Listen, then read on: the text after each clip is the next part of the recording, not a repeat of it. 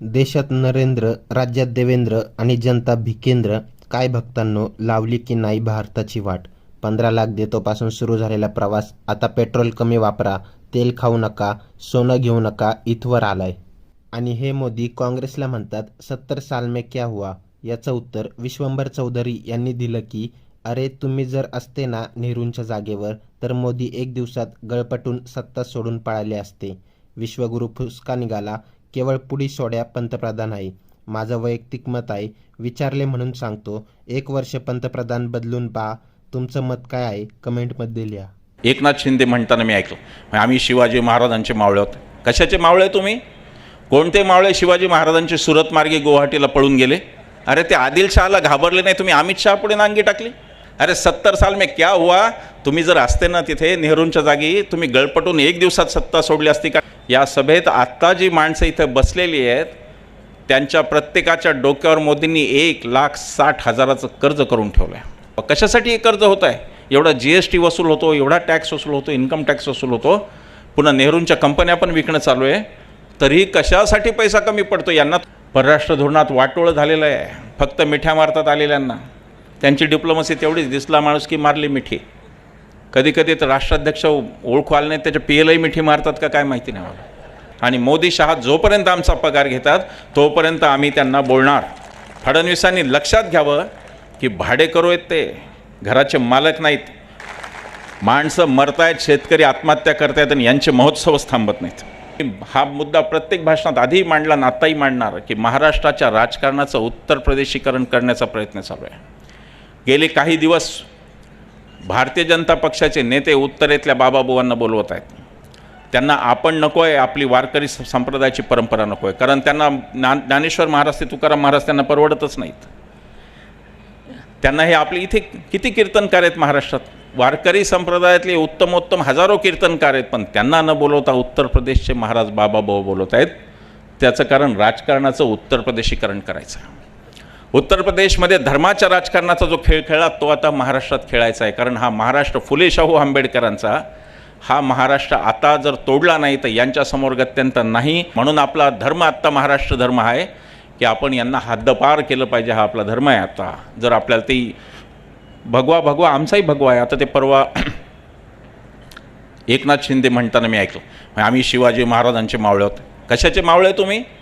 कोणते मावळे शिवाजी महाराजांचे सुरत मार्गे गुवाहाटीला पळून गेले?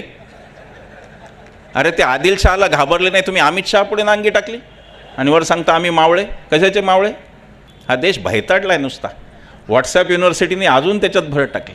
हा देश इतका भैताडला आहे की केम्ब्रिजमधून शिकून आलेल्या माणसाला तो मौनी बाबा म्हणतो, ज्याच्या डिग्रीचा पत्ता नाही त्याला तो विश्वगुरू म्हणतो. एवढा हा देश भैताडला. विश्वगुरू, त्यांच्या डिग्रीचाच पत्ता नाही, त्यांचे कोणी क्लासमेट भेटत नाहीत. शाळेत मी त्यांच्या शेजार होतो, कोणीच म्हणत नाही. एकही माणूस नाही सापडला भारतात जो म्हणला हो शाळेत आम्ही शेजार. एकही नाही सापडला. एक जण सापडला तर त्याला मीडिया पुढे आणलं तर तो म्हणला नाही मी शाळा सुरू व्हायच्या आधीचा मित्र आहे म्हणला यांचा. आता काय बोलायचं सांगा. म्हणजे मी लहान असताना मित्र होतो म्हणला अगदी. ते पुन्हा नंतर कोणत्या शाळेत गेले मला माहिती नाही. पंडित नेहरूसारखा तेजस्वी माणूस पाहिला. 70 साल में क्या किया हे मोदी त्याच्यावरून ट्विट करत होते, ट्विटरवरून, जे राजीव गांधींमुळे जे तंत्रज्ञान भारतात आलं. 70 साल में क्या हुआ. इतकं ढोंगीपणा. अरे 70 साल में क्या हुआ. तुम्ही जर असते ना तिथे नेहरूंच्या जागी, तुम्ही गळपटून 1 दिवसात सत्ता सोडली असती. कारण काय आव्हानं होती स्वातंत्र्य मिळाल्यानंतर. संसद तिची रचनेचं आव्हान होतं. राज्यघटना तयार होत होती, अजून ती तयार नव्हती, त्याचं आव्हान होतं. सरकार आणि न्यायालयाच्या रचनेचं आव्हान होतं.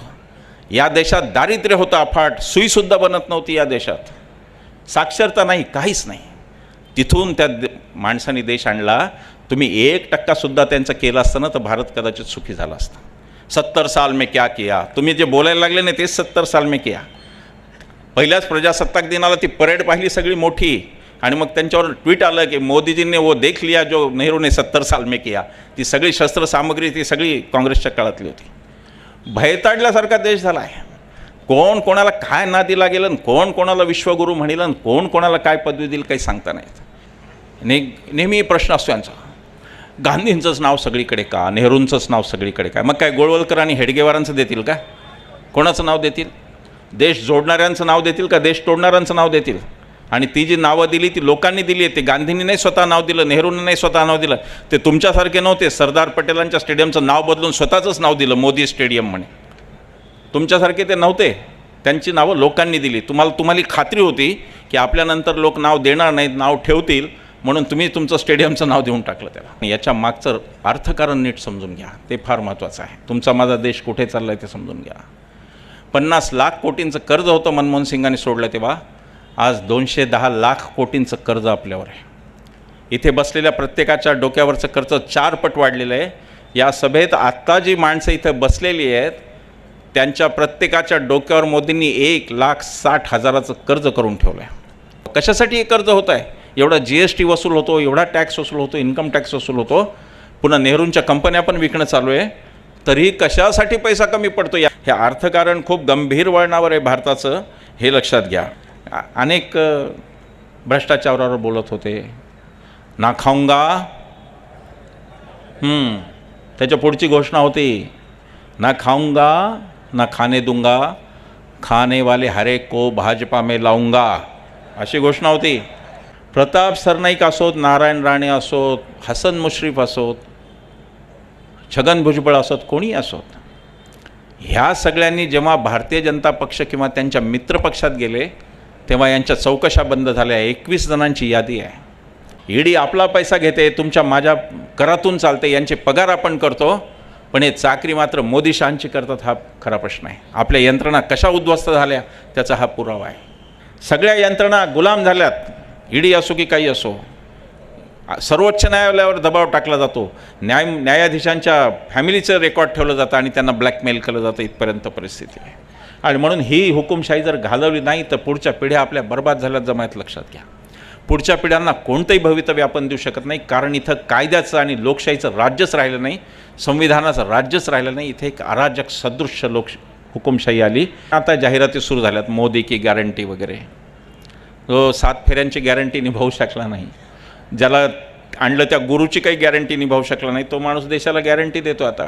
मोदी की गॅरंटी कशाची गॅरंटी आहे?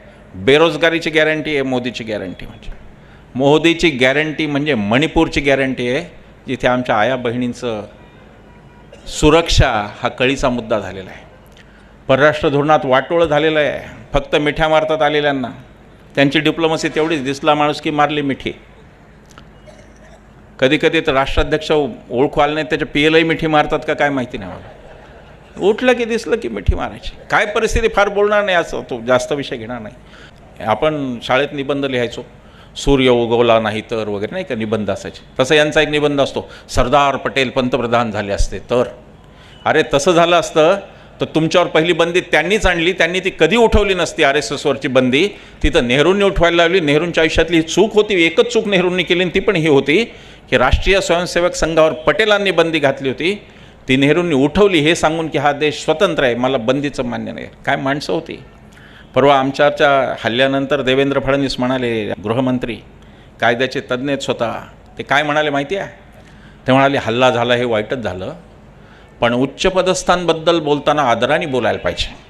म्हणजे फडणवीस याचा गर्भित अर्थ असा आहे का की मोदी शहांच्या विरुद्ध बोलाल तर आमचे कार्यकर्ते रस्त्यावर तुमचा खून करतील, असं तर तुम्हाला म्हणायचं नाही ना यातून. कारण जे उच्चपदस्थ आहेत ते आमचे पगारी आहेत. उच्चपदस्थ हे लोकसेवक आहेत, ते लोकमालक नाहीत. आणि मोदी शहा जोपर्यंत आमचा पगार घेतात तोपर्यंत आम्ही त्यांना बोलणार. फडणवीसांनी लक्षात घ्यावं की भाडेकरू आहेत, ते घराचे मालक नाहीत. मूळ मालकाला वाटेल त्या दिवशी तो 5 वर्षांनी भाडेकरूला हकलून देईल, हे त्यांनी लक्षात घ्यावं. आम्ही मूळ मालक आम्ही आहोत या लोकशाहीचे. आम्ही वाटेल तेव्हा तुम्हाला सत्तेतून काढू आणि तुम्ही भाडेकरू आहात, एवढंच लक्षात ठेवा. मला फडणवीसांसाठी मी ही गोष्ट सगळीकडे सांगितली, इथंही मी ती सांगणार. फडणवीसांसाठी ही गोष्ट आहे, इथलं कोणासाठी नाही आहे. ती गोष्ट पंडित नेहरूंची आहे. उच्चपदस्थांबद्दल बोलू नका, मोदी शहांबद्दल बोलू नका, या पार्श्वभूमीवर सांगितलेली ही गोष्ट आहे. पंडित नेहरूंना विचारलं होतं की तुमच्यात अनेक प्रकारचे नेहरू दडलेले आहेत. एक परराष्ट्र धोरणातला तज्ज्ञ नेहरू आहे, दुसरा नियोजनातला तज्ज्ञ नेहरू आहे, तिसरा मुलांचा चाचा नेहरू पण आहे. तर यातला सगळ्यात जास्त कोणता नेहरू तुम्हाला आवडतो, असं नेहरूंना विचारलं. नेहरूंनी सांगितलं की मला माझ्यातला तो पंतप्रधान नेहरू आवडतो ज्यांनी सामान्यातल्या सामान्य भारतीय नागरिकाला सुद्धा एवढं अभिव्यक्ती स्वातंत्र्य दिलेलं आहे की तो सामान्यातला सामान्य माणूस माझ्या कार्यालयाच्या शेजारच्या विजय चौकात उभा राहून रस्त्यात ओरडून सांगू शकतो की पंडित नेहरू हा मूर्ख माणूस आहे, हे देणारा माझ्यातला पंतप्रधान मला सगळ्यात जास्त आवडतो. काय तुलना करायची? कुठे माणसं ती, काय माणसं होती, काय माणसं पाहिली या देशाने. मोदीजीचा 15 लाखाचा सूट तो केला पुतळा सरदारांचा. सरदार यांना कळलेच नाहीत सरदार काय माणूस होता. सरदार पटेल कळायला 10 जन्म लागतील यांना. पण खोटं नाटं सांगत राहायचं. सरदार नाही यानं म्हणे ते सुभाषबाबूंवर अन्याय झाला, सरदार पटेल. अरे भावा, तू मुरली मनोहर जोशींना अडवाणीवर झालेला अन्याय बघ ना. 40 पैसे पोस्ट तुझा पगार, तू किती विचार करतो. तू आधी यांच्यावरचा अन्याय तर दूर कर, दोघांवरचा जो काही झाला तो. सतत खोटं नाटं बोलून या राष्ट्रीय नेत्यांचं चारित्र्य हनन करायचं.